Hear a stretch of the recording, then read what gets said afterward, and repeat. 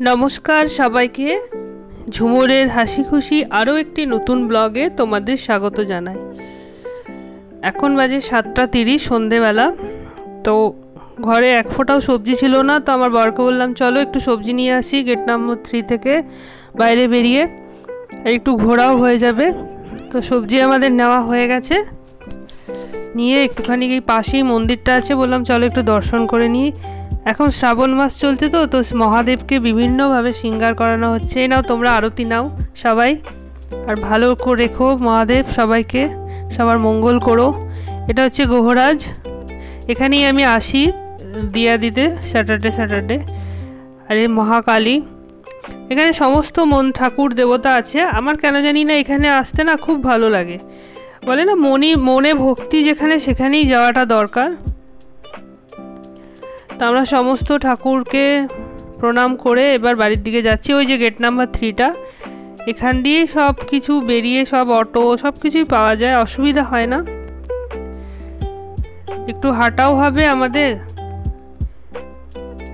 একটু ভালো ঘোরাও হচ্ছে, সোসাইটির ভেতরটা ভালো লাগছে, অনেক দিন ধরে বেরোনো হয়নি। দেখো বাচ্চাগুলো কিরকম নিশ্চিন্তে দোলনা দুলছে। আমাদের মনে হয় এদের জীবনটাই ঠিক আছে। ছোটবেলায় ভাবতাম কখন বড় হব আর পড়তে লাগবে না, এখন মনে হয় যেন এদেরটাই ঠিক আছে, এদের জীবনটাই, কোনো চিন্তা ভাবনা কিচ্ছু নেই। গুড মর্নিং সবাইকে। কালকে ওখান থেকে কলমি শাক পেলাম, তো নিলাম, চলো কলমি শাকটা নিয়ে নিই, আমার খেতে খুব ভাল লাগে কলমি শাক। তো আজকে রান্না হবে কুঁদরি আলু ভাজা আর এই কলমি শাক। কলমি শাকটা আমি রসুন আর লঙ্কা দিয়ে, কাঁচা লঙ্কা দিয়ে ফোড়ন দেবো, আর কালো জিরে ফোড়ন দেবো। শাকে তো রসুন ফোড়ন খুব ভাল লাগে।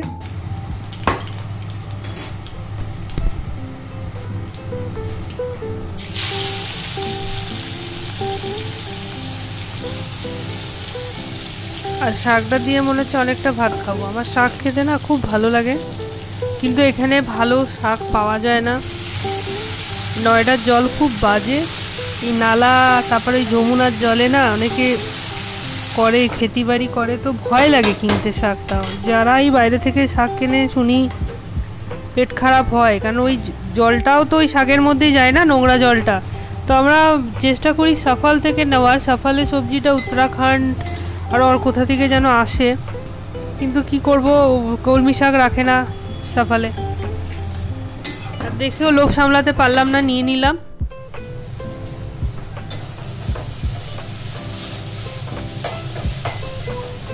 হয়ে গেছে আমার শাক, এবার নামিয়ে ফেলবো। ওদিকে আমার ভাতও বসিয়ে ফেলেছি আমি।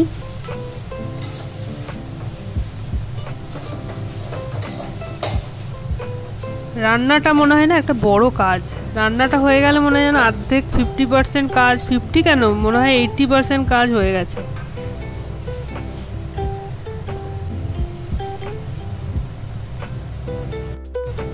এবার আলু কুঁদরিটা করে নেবো। আমি এই শ্রাবণ মাসটা পুরোই নিরামিষ খাচ্ছি, তো দুটো 3টে ডাল আজকে বানাবো না, বানাতে হচ্ছে।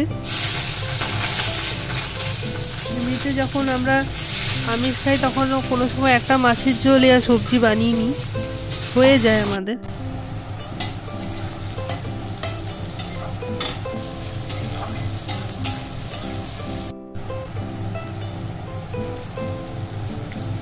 এই কুঁদরি আমরা বিয়ের আগে কোনোদিনও খেতাম না, কারণ বেঙ্গলে এত সবজি পাওয়া যায়, এইসব কুঁদরি কেউ খায়ও না। তো এইখানে সবজির এত অভাব যে কুঁদরিও আমাকে খেতে হচ্ছে।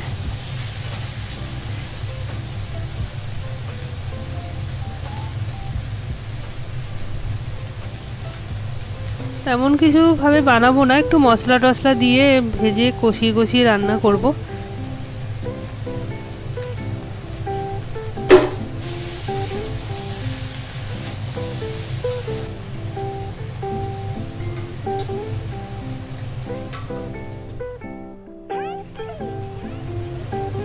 লাস্টে একটু টেস্ট করে দেখলাম যে টমেটো দিলে মনে হচ্ছে ভালো হবে, তো টমেটো একটু কেটে দিয়ে দিলাম, বীজ ছাড়িয়ে নিই আমি টমেটোর। এবার একটু নাড়াচাড়া করে নামিয়ে ফেলবো। আজকে একটু মন্দিরটা না গোছাবো, কাজ আছে।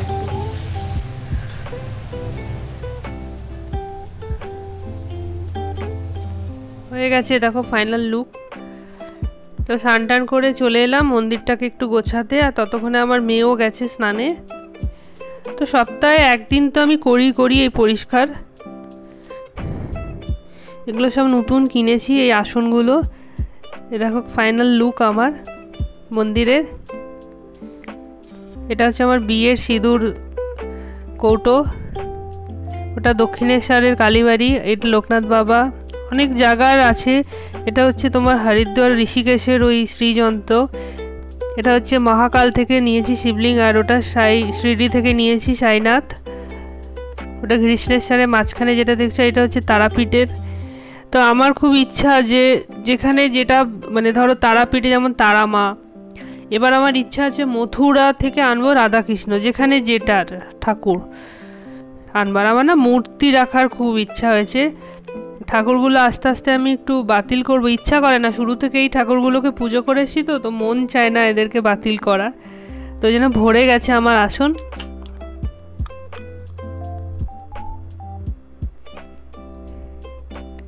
কেমন লাগছে বলো আমার মন্দিরের একটা পর্দা লাগাবো সামনে।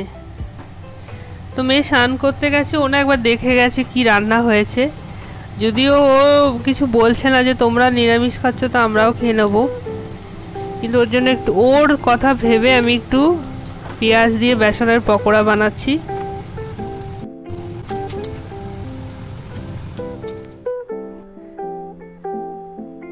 লাঞ্চ নিয়ে বসে পড়লাম।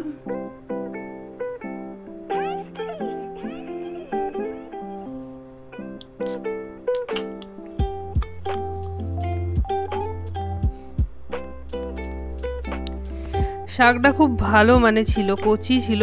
এবার জানি না ঠাকুর যেন পেট ঠিক থাকে। তা আজকে একটু কাচের চুড়ি পুচ্ছি সবুজ, আমাকে এনে দিল একজন, আমার যে হাউস হেল্পিং আছে সে আমাকে এনে দিল কাচের চুড়ি সবুজ। ওকে আমি বলেছি যে আমার না খুব ইচ্ছা করছে, তো আমাকে এনে দিয়েছে, নাও বৌদি পরো। কোনোদিন আমি পরিনি কাচের চুড়ি, বিয়ের পর এই প্রথম পরছি। বিয়ের আগে খুব পরতাম, শাড়ি পরলেই কাচের চুড়ি পরতাম, ডান হাতে 2 ডজন ম্যাচিং করে আমার চুড়িও কিনতাম আমি, খুব শখ ছিল কাচের চুড়ি। আর আমার কাচের চুড়ি না প্লেন ভাল লাগে।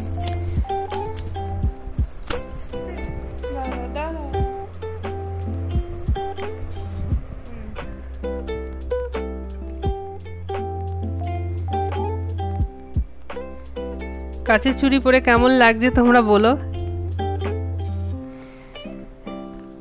চা বানাতে গিয়ে দেখি কি ফ্রিজে দুধ নেই, ভুলেই গেছি যে দুধও নেই, তো একটু বেরিয়ে পড়লাম।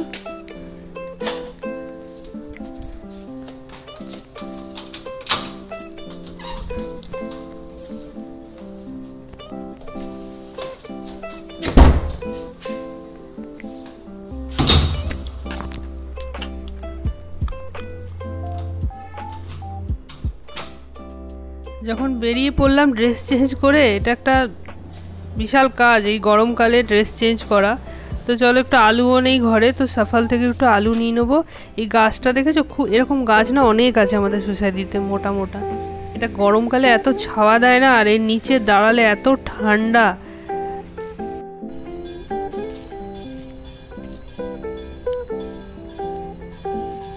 ওখানে মন্দিরে আরতি হচ্ছে, শুনতে পাচ্ছ ঘন্টার আওয়াজ।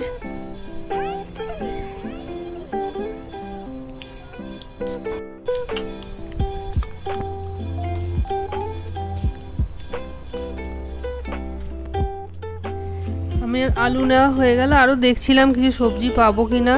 তো এদিকে মাদার ডেয়ারিতে এসে দেখি উল্টো রাস্তা পড়ে, এটা দেখি এটা দুধের গাড়ি এসছে। এবার আমি ভাবছি দেবে কি দেবে না দুধ, তো দিয়ে দিল। কারণ ওরা হিসাব করে তো কতটা এলো, ক প্যাকেট এলো, তো ওদেরকে হিসাব করতে হয়। 1 লিটারের প্যাকেট নেই।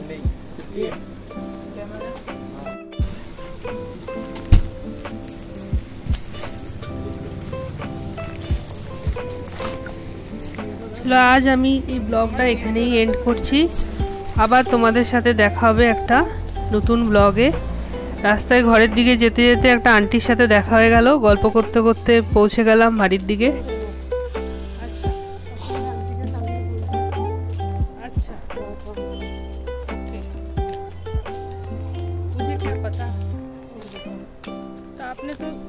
कर दिया ना, तो संभाल लिया ना, थोड़ा काम चाहिए उसको, ऐसे बोल रहे थे ना काम चाहिए। आंटी आप ब्लॉग में आ जाओगे कल?